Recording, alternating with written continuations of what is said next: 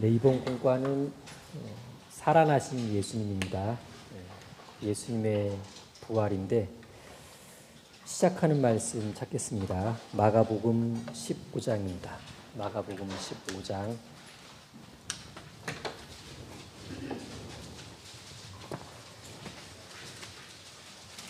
마가복음 15장 33절입니다.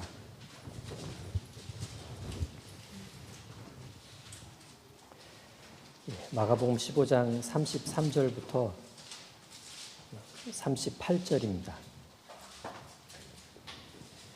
같이 읽겠습니다.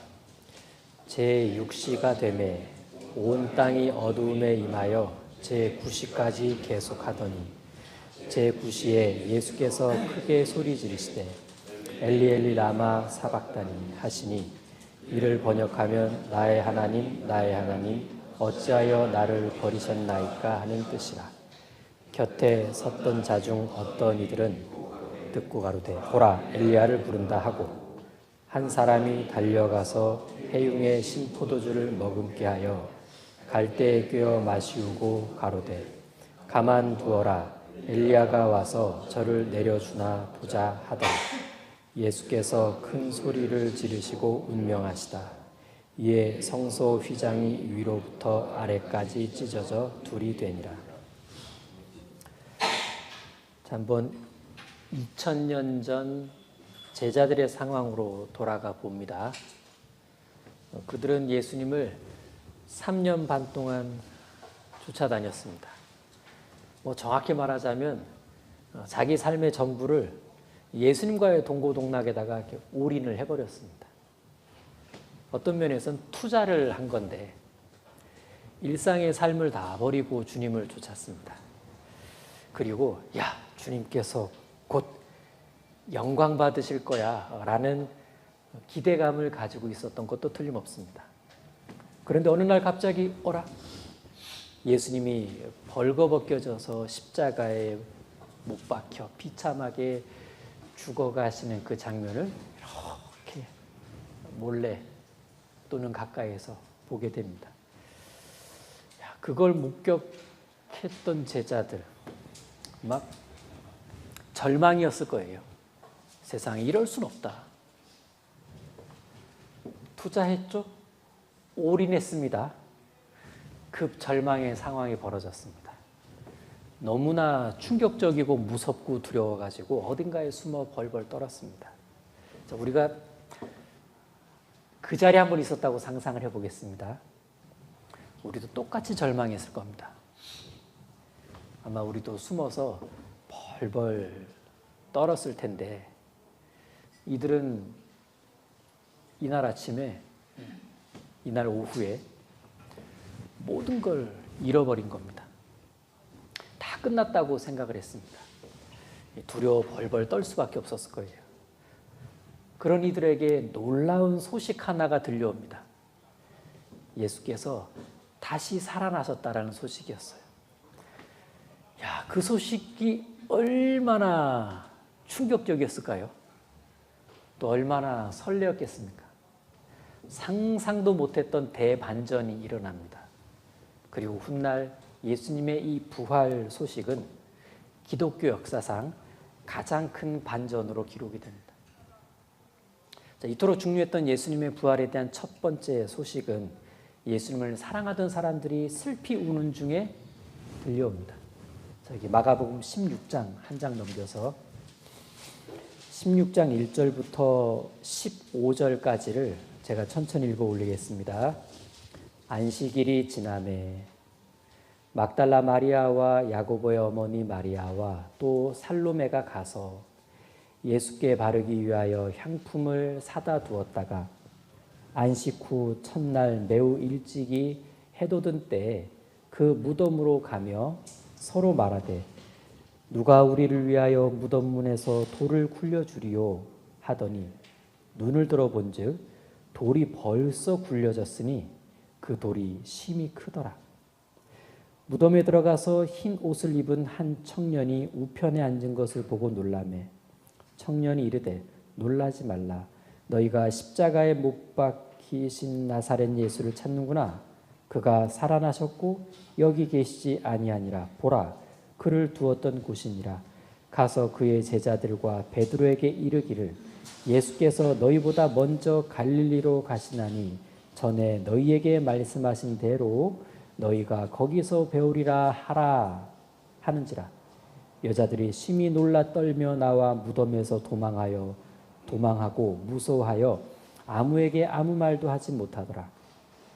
예수께서 안식 후 첫날 이른 아침에 살아나신 후 전에 7 귀신을 내어 쫓아내어 주신 막달라 마리아에게 먼저 보이시니 마리아가 가서 예수와 함께하던 사람들의 슬퍼하며 울고 있는 중에 이 일을 고하매 그들이 예수의 살으셨다는 것과 마리아에게 보이셨다는 것을 듣고도 믿지 아니하니라. 그 후에 저희 중 2 사람이 걸어서 시골로 갈 때 예수께서 다른 모양으로 저희에게 나타나시니 2 사람이 가서 남은 제자들에게 고하였을 때 역시 믿지 아니하니라. 그 후에 11 제자가 음식 먹을 때 예수께서 저희에게 나타나사 저희의 믿음 없는 것과 마음이 완악한 것을 꾸짖으시니 이는 자기의 살아난 것을 본 자들의 말을 믿지 아니함일러라. 또 가라사대 너희는 온 천하에 다니며 만민에게 복음을 전파하라. 여기까지입니다. 이 부활의 소식은 절망 가운데 있던 이들에게는 엄청난 반전의 소식이었던 것만큼은 틀림없습니다. 여기 11절처럼 사실 이들은 이 소식을 처음에 들었을 때 믿을 수가 없었어요. 믿기 어려운 소식이었기 때문에 그렇습니다. 믿을 수 없는 사건이었는데 실제였습니다. 분명 하나님이 이루신 기적인데 인류 역사상 하나님이 이루신 최고의 반전이 뭐냐? 부활이다. 예수의 부활이다. 이렇게 말합니다. 사도행전 3장 15절도 말씀하는데 너희가 생명의 주를 죽였도다. 그러나 하나님이 죽은 자 가운데서 살리셨다. 예수님은 그냥 죽었다로 끝나지 않았습니다. 그러나가 일어났습니다. 다시 살아나신 겁니다. 예수님의 부활은 어쩌면 너무 반복적으로 들은 표현이라서 이게 좀 진부하게 느껴질 수도 있는데 그런데 놀랍게도 예수 그리스도의 부활 이 자체는 기독교의 사활이 걸린 문제로 2000년을 지나왔습니다. 이 그리스도의 부활이 거짓이라면은 기독교는 붕괴됐을 거예요. 대속 그리고 구원, 그리스도인의 부활, 영원한 천국 이 모든 것의 보증은 예수님의 부활이기 때문에 그렇습니다. 만일 그리스도의 부활이 사실이 아니라면 기독교는 진리까지는 아니고 그냥 수많은 종교 중에 하나 정도였을 겁니다. 그렇다면 우리가 특별히 그리스도를 꼭 믿어야 될 이유는 없어지게 되는 거죠. 만약 반대로 부활이 사실이라면 그 다음엔 부활하신 예수님을 어떻게 받아들이느냐에 따라 그 사람의 영원한 운명이 결정됩니다. 그래서 이 부활의 중요성 때문에 신약 성경에만 예수님의 부활이 104회 언급이 됩니다.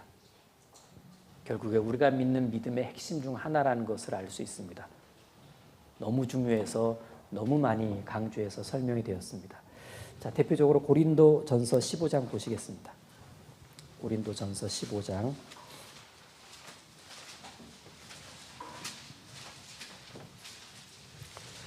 고린도전서 15장 12절부터 15절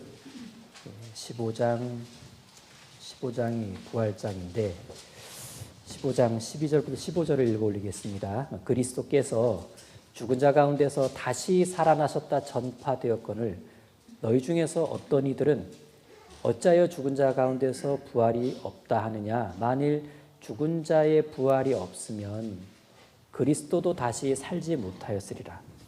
그리스도께서 만일 다시 살지 못하셨으면 우리의 전파하는 것도 헛것이요 또 너희 믿음도 헛것이며 또 우리가 하나님의 거짓 증민으로 발견되리니 우리가 하나님이 그리스도를 다시 살리셨다고 증거하였습니다. 만일 죽은 자가 다시 사는 것이 없으면 하나님이 그리스도를 다시 살리시지 아니하셨으리라. 부활이 믿음의 중요한 내용일 수밖에 없다. 뭐 한 가지 생각을 해본다면 세상의 다양한 어떤 종교들을 보더라도 그 종교의 핵심이 부활, 뭐 종교 창시자의 어떤 죽음에서의 부활, 요거를 근거로 하는 종교는 없더라. 부활은 그야말로 기독교만의 돋보이는 특징이라고 말합니다. 불교도 부처가 죽었다가 다시 살아났다고 주장한 적은 없고요.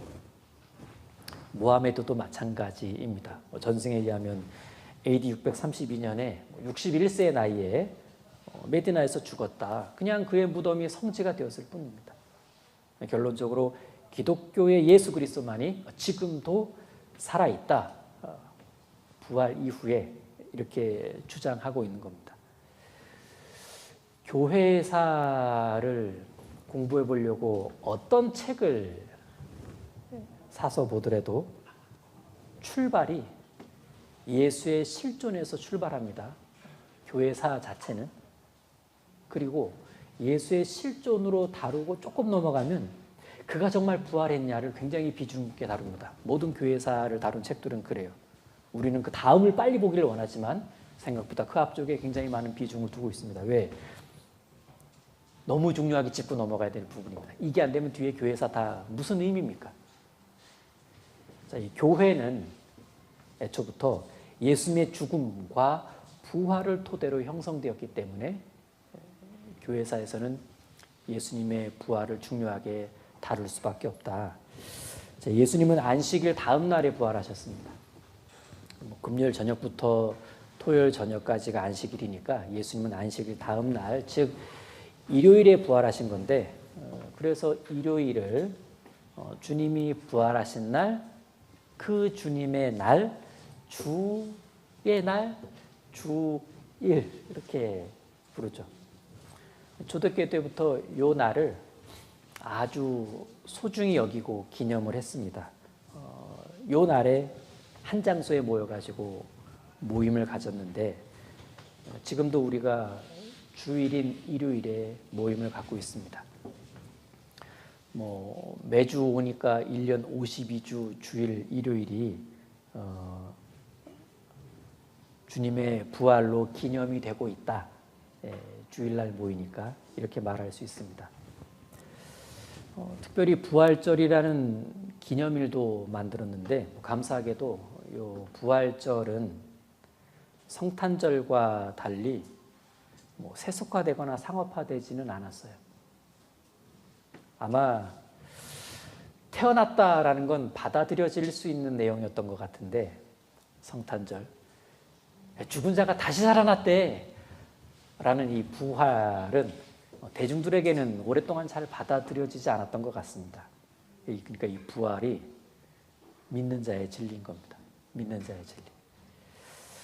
자, 이 성경에서 말하는 예수 그리스도의 부활은 구체적으로 어떤 현상이었는가? 그냥 단순히 살아있는 육체를 되돌리는 것을 의미하는 건가? 그건 아니다. 신약 성경에 등장하는 부활한 다시 살아난 사람들, 나인성 과부의 아들, 회당장 야이로의 딸, 나사로 도르가 유두고, 이들은 죽었다 살아난 사람들이긴 하지만 잠시뿐이었고 다시 또 죽어야만 했습니다. 그들은 두 번 죽었어요. 두 번 죽은. 그래서 성경에 다시 살아난 사람들 이야기가 있다. 이 제목도 맞고 두 번 죽은 사람의 이야기가 있다. 이것도 맞는 거겠죠. 다시 살아났다가 그들은 또 죽고 말았는데 이런 일이 예수님에게는 적용이 되진 않았다는 얘기예요. 로마서 6장입니다.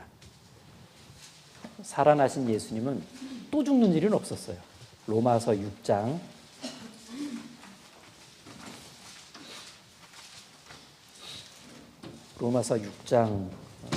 9절입니다. 로마서 6장 9절은 같이 읽겠습니다. 이는 그리스도께서 죽은 자 가운데서 사셨음에 다시 죽지 아니하시고 사망이 다시 그를 주장하지 못할 줄을 알미로라. 자, 다시 죽지 아니하시고 그간 다른 사람들이 살아났던 건 그냥 소생이었고요. 소생. 예수님의 부활은 이런 소생과는 다른 것이었다. 부활 후 예수님은 그냥 다시 소생한 육체는 아니었다는 건데, 바울 사도는 부활하신 예수님의 어떤 모습을 가리켜 그분이 신령한 몸을 입었다 이렇게 표현했어요. 신령한 몸을 입었다. 그 신령한 몸이라는 표현은 단순히 이런 육적인 몸과는 상당히 대조적인 표현인 거고요. 원래 이 육적인 몸은 그냥 여기 법칙 따라야 되잖아요. 이 육적인 몸은 자연 법칙을 따라야 되는데, 신령한 몸은 자연 법칙과는 무관합니다. 자연 법칙에 구속을 안 받아요. 왜? 신령하니까. 그래서 신령한 몸으로 부활하신 예수님은 갑자기 제자들에게 짜잔하고 나타날 수도 있었고, 또 갑자기 휙 사라지실 수도 있었습니다. 그러나 그렇다고 해서 예수님의 몸이 육체를 벗은 영의 모습은 아니었다. 예수님은 자신의 몸에 남아있는 못자국, 창자국을 일일이 보여주고 더듬게도 하셨습니다. 만지게도 해주셨죠.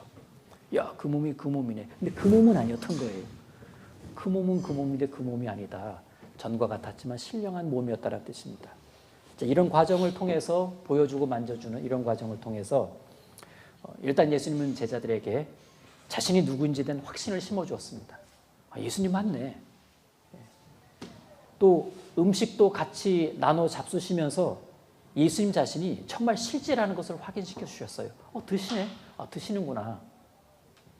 즉 예수님은 전과 똑같은 사람이었지만 한편으로는 전과는 전혀 똑같지 않은 분이셨습니다. 신령했다는 얘기입니다. 굉장히 놀라운 일이죠. 이쯤에서 부활의 아침에 부활의 소식이 전해지는 그 과정이 사복음서에 다양한 측면에서 나와 있는데, 여러분 그 부활의 날에 부활의 소식이 전해지는 과정을 이렇게 보다 보면 머릿속이 엉키지 않나요? 이게 먼저라 그러는데 이건 또 이렇게 배열. 부활의 소식이 전파되는 그날의 아침에 그 짧은 시간에 그 시간 배열이 사복음서를 막 읽다 보면 이게 막 엉켜요. 순서가. 그걸 좀 굵직하게 정리를 해보는 것이 도움이 되겠다 싶습니다. 자, 가장 먼저는 막달라 마리아와 다른 여인들이 무덤을 찾아가서는 무덤이 비어 있다는 걸 발견합니다. 첫 번째 시작입니다. 자, 이 여인들 중에 막달라 마리아가 예수님이 무덤에 계시지 않는다는 사실을 알리기 위해 가장 먼저 예루살렘의 요한과 베드로에게 달려가요. 막달라 마리아가. 자, 이제 막달라 마리아가 그렇게 돌아간 사이에 같이 왔던 여인들이 남아있잖아요. 무덤에. 그 남아있던 여인들에게 천사들이 나타나서 가서 제자들에게 이걸 전해라라고 이 남아있는 여인들에게 제자들에게 전해줄 메시지를 이렇게 줍니다. 자, 그래서 이 여인들은 그 소식을 받아 들고 그 소식 전하러 예루살렘으로 가요. 이제 무덤 앞에는 아무도 없게 되죠. 여인들 모두 소식 전하러 떠났기 때문에 그렇습니다. 자, 그러고 잠깐 뒤에 막달라 마리아가, 아까 전하러 갔잖아요. 막달라 마리아가 베드로와 요한을 데리고 다시 무덤으로 돌아왔어요. 그게 이제 요한복음 20장 장면입니다. 무덤 앞에 온 이 두 제자는 빈 무덤을 발견하고 무덤 속에 그대로 놓여있는 세마포를 봅니다. 이 세마포는 모략을 부었기 때문에 딱딱하게 굳어 있었겠죠. 그러니까 몸만 쏙 빠져나간 세마포는 그대로 놓여 있는데 모략을 부었으니까 그 놓여 있는 세마포 상태는 깁스 상태랑 이제 유사한 겁니다. 딱딱하게 굳어 있는. 또 그 옆에는 잘 개켜져 있는 수건도 두 제자가 보게 돼요. 제자들은 야, 이게 뭔 일이냐. 이 일을 생각하면서 돌아갔다고 요한복음 20장은 말씀을 합니다. 자, 이제 그 두 제자는 돌아갔어요. 그럼 누구만 남아요? 막달라 마리아만 남아있죠. 막달라 마리아만 아이고 하면서 무덤에 남아서 이제 울고 있습니다. 이때 예수님이 처음으로 막달라 마리아에게 싹 나타나십니다. 그리고 막달라 마리아 앞에 나타난 이 예수님과 막달라 마리아 사이에서 그 유명한 만지지 말라라는 사건이 일어납니다. 만지지 말라 사건. 요한복음 20장 17절에 보면요. 예수님께서 막달라 마리아에게 이렇게 말합니다. 나를 만지지 말라. 저는 오랫동안 참 알쏭달쏭했습니다. 냉정도 하시지. 그냥 안아주면 될 것을 뭘 또 만지지 말라 그러시냐.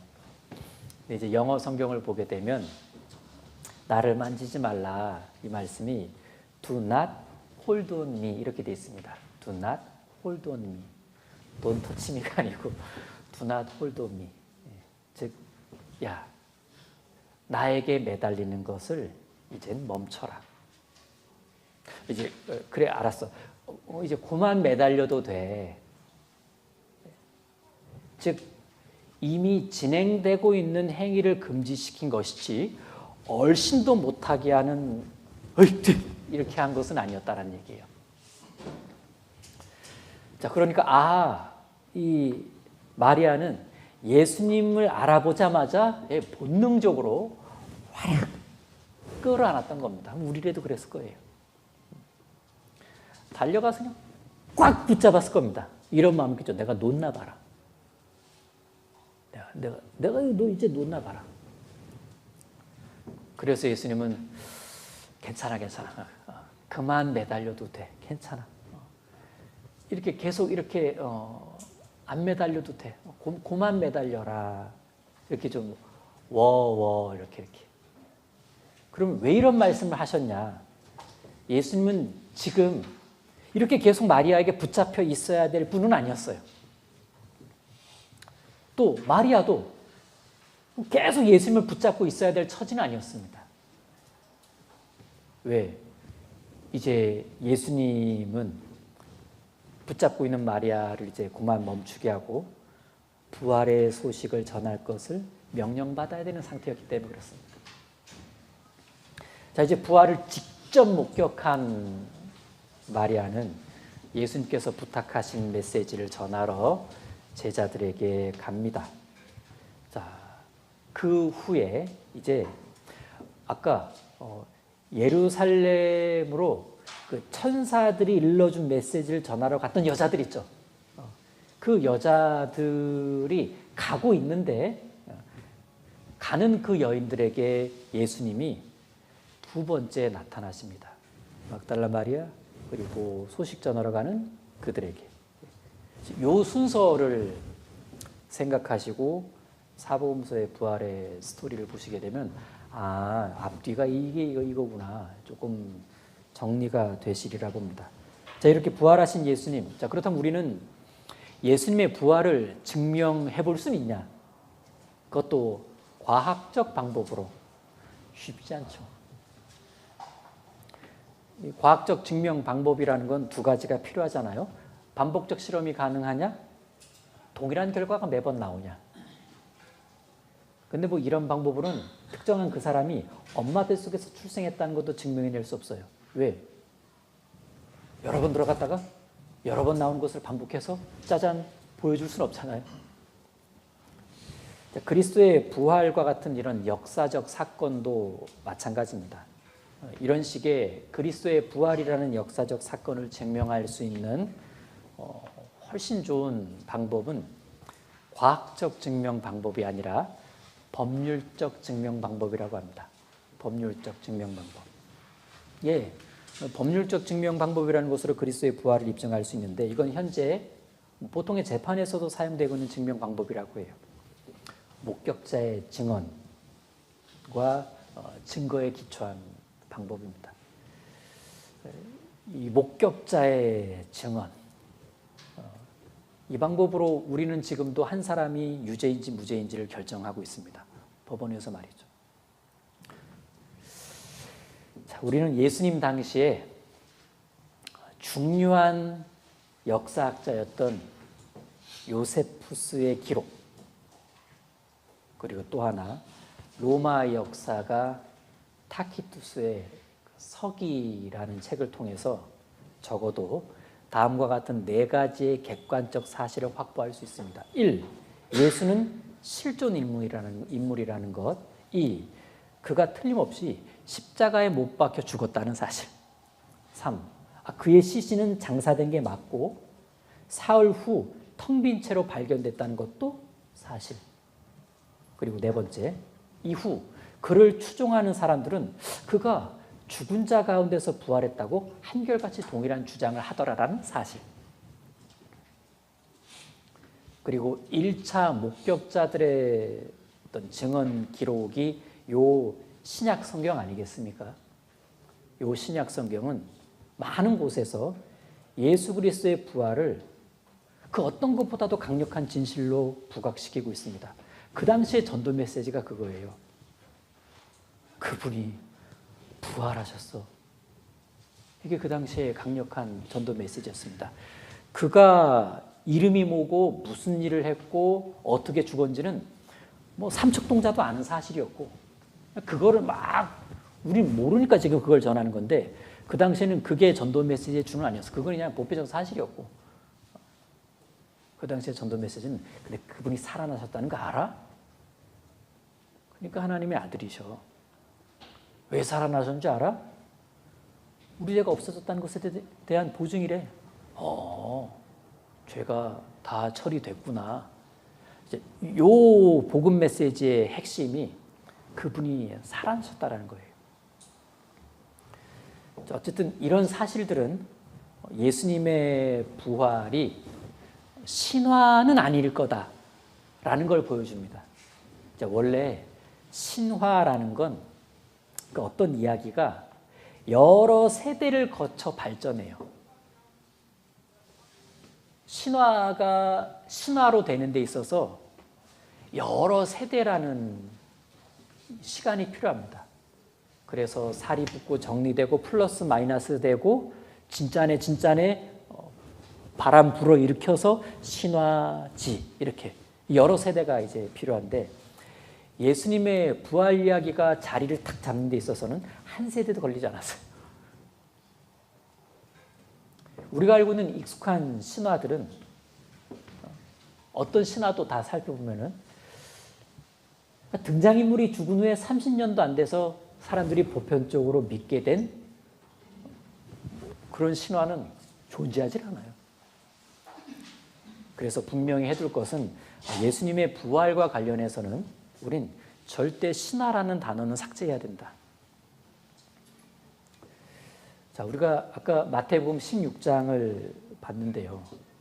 부활의 날에 16장을 봤는데 거기 이제 부활장을 딱 이제 부활의 날의 이야기를 보게 되면 우린 빈 무덤을 발견하게 됩니다. 야, 무덤이 비어 있네. 근데 무덤이 비었다는 것만으로 부활이 증명되는 것은 아니잖아요. 더 중요한 건 그 무덤이 어떻게 해서 비어있게 되었냐라는 얘기입니다. 이 질문은 곧 예수 그리스도에게 무슨 일이 일어난 거지? 이렇게 이제 구체화됩니다. 그 시신이 도난당한 걸까? 아니면 예수님은 죽으신 게 아니라 잠깐 기절하셨다가 깨어난 걸까? 그게 아니고 그냥 거기서 일어난 일은 기적이 일어난 거예요. 기적이. 사람들은 기적하면 막연한 거라고 생각하지만 우린 증거 충분한 기적들을 얼마나 전도집회 때 많이 봤습니까? 예수님의 부활도 그렇습니다. 이 성경 안에 기록된 수많은 목격자들의 그 증언이 있습니다. 여러분, 이 목격자들의 증언이 얼마나 강력한 어떤 뒷받침인 줄 아십니까? 이들의 증언이 고스란히 증거가 되어가지고 법률적 방법으로 예수님의 부활을 입증해 줍니다. 순서대로 본다면 요한복음 20장에는 막달라 마리아에게 나타나신 예수님이 나오고요. 마태복음 28장엔 다른 여자들에게도 나타나 보이신 예수님이 나오고, 누가복음 24장에 가게 되면 엠마오로 내려가는 두 제자에게 나타나신 예수님 이야기가 나오고, 11제자를 포함해서 여러 사람들에게 나타나 보이신 이야기도 나오고, 도마와 다른 사도들에게 나타나 보이신 요한복음 20장 이야기도 나오고, 7제자에게 나타나셨다, 승천하기 전에 산에서 제자들과 사도들과 함께 계셨다더라, 바울에게 직접적으로 1대1로 나타나 주셨다, 500의 형제에게 동시에 보여주셨다라는 고린도전서 15장 6절 말씀도 있고, 한때 영국의 대법원장이었던 다링경도 오랜 의심 끝에 결론 내리기를, 예수의 부활은 사실이다. 그런 확신을 얻은 후에 어느 날 저녁 파티에 참석을 했는데, 자연스럽게 기독교의 진실성에 대한 문제가 화두가 되었다 그럽니다. 그가 그 자리에서 이렇게 말한 것을 기록에 남겼습니다. 자, 예수님의 부활에 대한 제 입장은 이렇습니다. 부활? 나는 그것을 믿어야 하기 때문에 믿는 것이 아니라 그냥 그것이 역사적 사실이기 때문에 믿는 것입니다. 만약 어떤 판사가 기독교의 진실성 여부를 판결하기 위해 재판을 열었다면 그는 기독교의 진리가 완전한 사실이라는 판결을 내릴 수밖에 없을 겁니다. 왜냐하면 너무나도 뚜렷한 역사적, 물적 증거와 적극적, 소극적 증거, 즉 증거 효과를 가진 증거 자료가 이미 산재이기 때문입니다.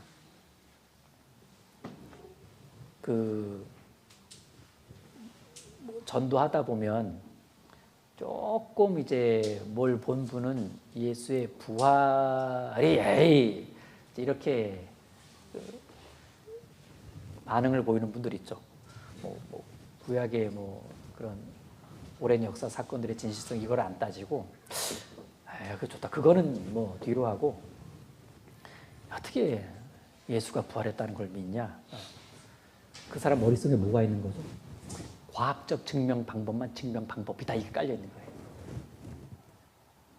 그럼 그 사람 이 사회에서 못 살아요. 왜? 이 사회는 과학적 증명 방법으로 되는 건 그것만 있는 게 아니라 많은 부분들이 법률적 증명 방법으로 결론 내려지고 있기 때문에 그래요. 그래서 법률적 증명 방법이라는 것을 받아들일 줄 아는 그 마음을 좀 갖도록 도와주는 것도 하나의 방법이다 라고 말할 수 있는데, 자, 여하튼 그리스도께서 부활하셨다는 것이 우리에게는 어떤 의미가 있냐, 요게 중요한 겁니다. 부활의 의미. 예수님의 부활은 결국 우리의 신앙을 지켜주는 힘이 되어줄 게 틀림없습니다. 일단 예수님의 부활은 예수님이 하나님의 아들이시다라는 것에 대한 하나님의 입증입니다. 그리스도를 하나님께서 일으키셨다라는 표현이 있죠. 하나님께서 살리신 건데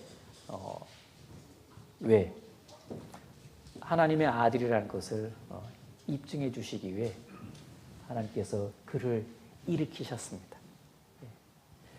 자, 그 덕에 이제 연이어서 예수님이 죽으시기 이전에 하셨던 모든 진리의 말씀들, 선포하셨던 말씀들은 다 실제 사실이었다라는 것도 더불어 증명되게 됩니다. 하나님이 그리스도를 죽은 자 가운데서 일으키심으로 하나님의 아들이며 그분의 메시지는 진리다라는 것을 증명해 주신 겁니다. 자, 예수님의 부활은 우리가 의롭게 되었다는 확증이죠. 이 부분은 전도 집회 때 복음 두 번째 시간에 반드시 정리하고 넘어가는 부분인데, 로마서 4장 조금 앞에 보시면 4장 25절입니다. 4장 25절 같이 읽겠습니다. 예수는 우리 범죄함을 위하여 내어줌이 되고 또한 우리를 의롭다 하심을 위하여 살아나셨느니라. 내어줌이 되고 살아나셨느니라. 죽으셨고 또 부활하셨다. 여기에 우리를 의롭다 하심을 위하여, 의롭다는 건 일단 죄 없다라는 뜻이고요. 하나님 보시기에 죄 없다라는 것을 한마디로 표현하면 이제는 의로워. 네. 자, 이 의롭다, 죄 없다 이 선언을 보증하는 것이 예수님의 부활입니다. 그러니까 예수님의 부활은 우리의 구원과 천국을 보장해 주는 거고, 예수님은 그렇게 우리를 의롭다 하심을 위하여 살아나신 겁니다. 그런데 또 하나 중요한 건 이 의롭다는 것이 값이 지불되었다는 것을 확증하는 것, 이런 부분도 담고 있습니다. 값이 지불되었다고 확증하는 것. 영수증. 값이 지불되었다고 확증하는 것. 세 글자로 영수증. 부활, 의미가 세 글자로 영수증. 그래서 예수님이 십자가에서 죄를 용서하신 것은 사실이지만 영수증은 뭐냐? 부활입니다. 부활. 자, 보세요. 입증, 증명, 보증, 이런 단어들은 언제 효과를 발휘하냐면 문제가 생겼을 때예요. 문제가 생기기 전까지는 우리 영수증 안 써요. 그래서 잘 안 챙기잖아요. 근데 문제가 생기면 뭐부터 찾아요? 영수증 어디 갔더라? 영수증 어디 갔더라? 예. 자, 내 죄가 다 처리되었다는 것이 입증, 증명, 보증, 이런 게 필요한 순간들이 있어요. 혼자 고민될 때, 아니면 누가 나보고 아닌 것 같은데 그럴 때. 예. 그때 아니야, 나 맞아. 자, 요거를 이제 확신시켜주는 영수증을 꺼낼 때 로마서 4장 영수증을 꺼내면 된다는 얘기예요. 맞네. 예수님께서 부활하신 것이 사실이라면 내 죄값도 지불되었다는 것이 사실이네. 오, 다행이다. 영수증 이 안에 있네. 자, 이 예수님의 부활은 이제 또 한편에서는 예수님의 죄 없는 삶이 입증된 것이기도 해요. 예수님의 죄 없는 삶이 입증되었다? 그분은 처음부터 의로웠다는 게 입증된 겁니다. 그리고 그렇게 처음부터 의로웠던 그분의 의로움이 이제 우리에게 이렇게 주어진 거죠. 우리의 죄는 그분에게 넘어갔고 그분의 원래부터의 의로움은 우리에게 넘어오고, 넘어간 것이 있고 넘어온 것이 있는데, 안 좋은 건 싹 다 넘어가고 좋은 건 싹 다 들어오고, 죄는 싹 다 넘어가고 이런 건 싹 다 넘어오고, 이제 이중전가라는 표현도 쓰잖아요. 이중전가. 이렇게 넘어간 게 있고 이렇게 넘어온 것이 있고. 어쨌든 우리가 의롭다, 죄 없게 되었다는 것을 넘어서서 의로운 사람이 되었다. 우리를 의롭다 하심을 위하여 살아나셨느니라. 그래서 약간은 아이들에게는 또 우리에게도 어려운 표현이긴 하지만 부활은 우리의 의가 됩니다라는 이 표현, 공식과 같은 진리의 말씀인데 이것의 속 내용을 풀어가다 보면 지금 말씀드린 부분들이라는 얘기입니다. 예수님의 부활이 또 한편에서는 우리에게 어떤 의미가 있냐? 예수님이 부활하신 것처럼 그런 몸으로 신령한 몸으로 부활하신 것처럼 주님 다시 오실 때 우리도 그와 같이 신령한 몸으로 부활할 것을 보여주신 겁니다. 자, 이 아름다운 장 빌립보서 3장 20절 보시겠습니다. 빌립보서 3장 20절.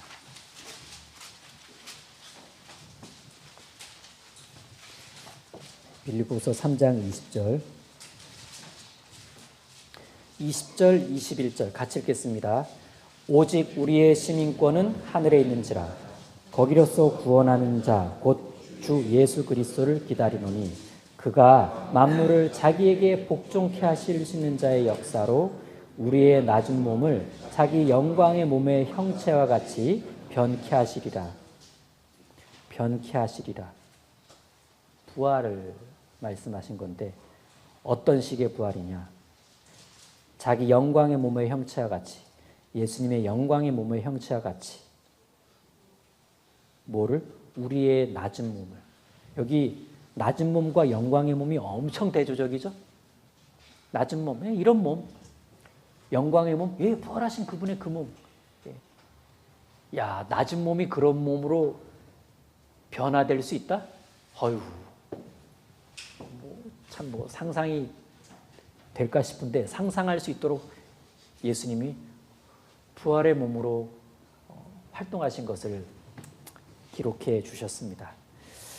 야, 이 우리의 낮은 몸을 자기 영광의 몸의 형체와 같이 변케 하시리라. 주님 다시 만날 그때 우리가 어떤 구체적인 부활의 변화를 입게 되는지 보여도 주시고 결론도 내려주시고, 그래서 앞으로 내게 다가올 가장 큰 반전이라고 한다면 요 몸이 그런 몸으로 변화된다라는 거예요. 요 몸이 그런 몸으로, 그렇죠? 예. 내 운명에, 내 인생에 최고의 대반전이 다가오고 있습니다. 착각. 예. 그래서 나도 신령한 몸으로의 부활, 그리 멀지는 않았다. 이렇게 결론을 내릴 수도 있죠. 자, 예수님이 살아나셨다라는 것은 또 이런 부분에서도 아주 의미가 있습니다. 예수님이 부활하셨다? 그 말은 곧 지금도 살아계신다. 앞으로도 영원히 살아계신다.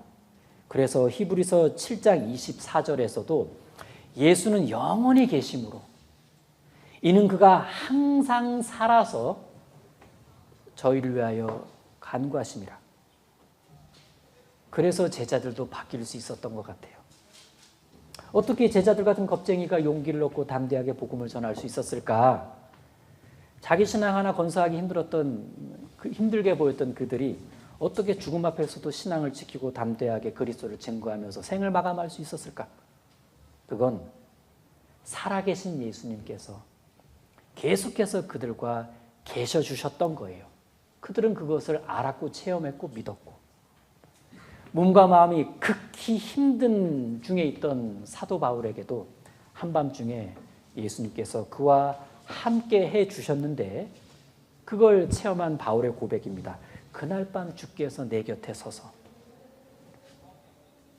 그런 밤에도 주께서 내 곁에 서서